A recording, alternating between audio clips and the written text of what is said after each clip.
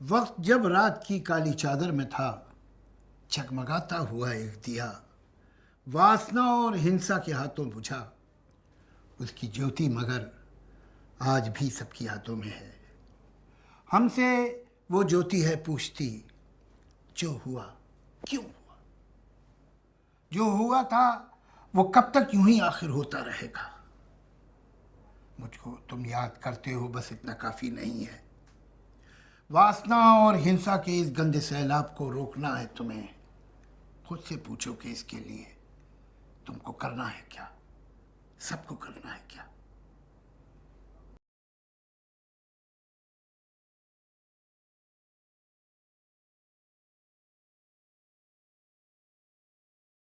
जब 16 दिसंबर को रात को गए तो उस दिन तो नहीं नहीं बोली नहीं गई। सामने आई तो जब मेरे को ले गए उसके पास तो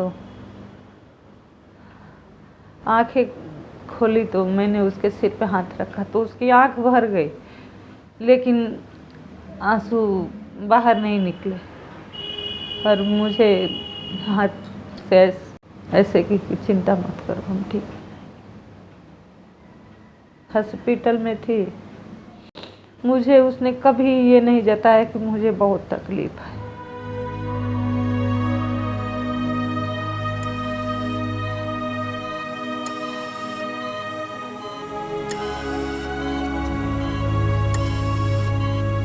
On the night of 16th December 2012, a brutal gang rape took place in a moving bus on the streets of Delhi. There cannot be a more horrific incident than that.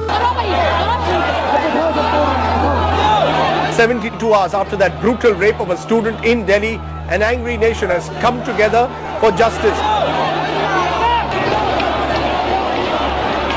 I mean, I'm sorry to say there is no justice in this country. बस में जाना ही अगर safe नहीं है तो फिर कैसे दिल्ली में जी सकते हैं आप? It was something that shook all of us, sickened us and led to unprecedented street protests in India. There's an increasing sense of helplessness. देश विदेश से सब लोग रोड पे आ गए। सारी सरकार हिल गई, कानून हिल गया कि नहीं, अब लगा कि सब कुछ बदल जाएगा, लेकिन ऐसा हुआ नहीं। उतना घिनौना अपराध के बावजूद भी हमारा सिस्टम सबक नहीं लिया। उसके बाद इतनी घटनाएं हुई हैं, पता न कितने परिवार ऐसे घटनाओं से जूझ रहे हैं।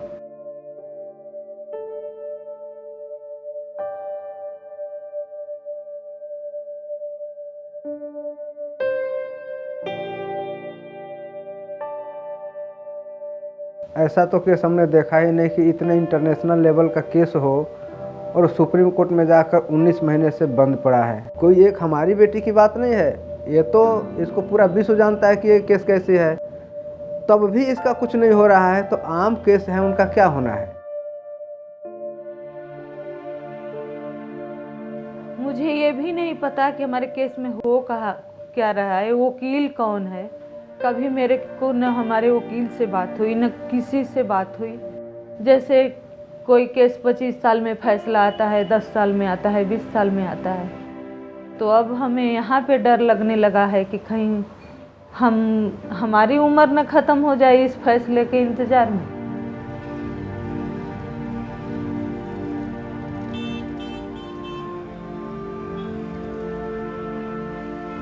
जैसे निचली अदालत और हाई कोर्ट में फास्ट ट्रैक कोर्ट है ऐसे केसों के लिए, तो सुप्रीम कोर्ट में भी फास्ट ट्रैक कोर्ट हो कि कम से कम ये जो रेप के केस हैं, संभावित बलात्कार है, मर्डर है, ऐसे केसों को सुप्रीम कोर्ट से निचली अदालत तक फास्ट ट्रैक हो कि केसों का जल्द से जल्द निपटारा हो।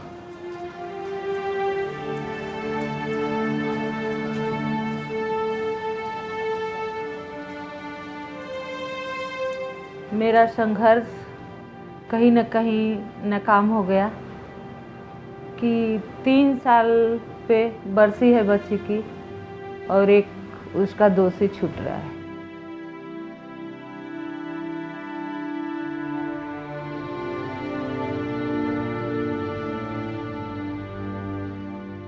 क्रिमिनल होते हैं उनको बचाने के लिए हमारे कानून में बहुत सारी व्यवस्थाएं हैं, लेकिन विक्टिम्स के लिए उनको न्याय मिले इसके लिए कोई व्यवस्था नहीं है। 3 साल में कोई ऐसा कानून नहीं बना कि मुजरिमों को या जुवेनाइलों को कैसे रखा जाए, कैसे सुधारा जाए, क्या किया जाए। न किसी को कानून का डर है न खबर है, सबको यही पता है, जुवेनाइलों को यही पता है कि हमें 3 साल से ज़्यादा सज़ा नहीं मिलेगी। बड़े हैं उनको भी यही है कि 10 साल 5 साल जेल में रहेंगे, हम छूट जाएंगे।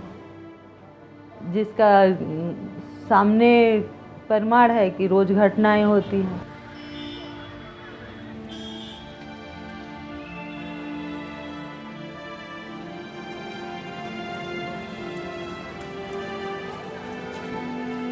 जब निर्भया फंड बनाया गया महिलाओं की सुरक्षा के लिए, तो उस समय हुआ कि बसों में सीसीटीवी कैमरे लगेंगे, पता नहीं जहाँ जहाँ अंधेरा है वहाँ वहाँ पर सीसीटीवी कैमरे लगेंगे। कागज़ में तो हो गया, लेकिन वो आमने सामने नहीं दिखता है कि वो कहाँ है। ना तो कोई लैब की व्यवस्था अभी तक है। तो हम तो हमारी मांग भी है कि निर्भया फंड से, निर्भया के नाम से दिल्ली में एक अति आधुनिक लैब का निर्माण किया जाए, जिससे कि विक्टिम्स को मतलब न्याय दिलाने में सुविधा हो।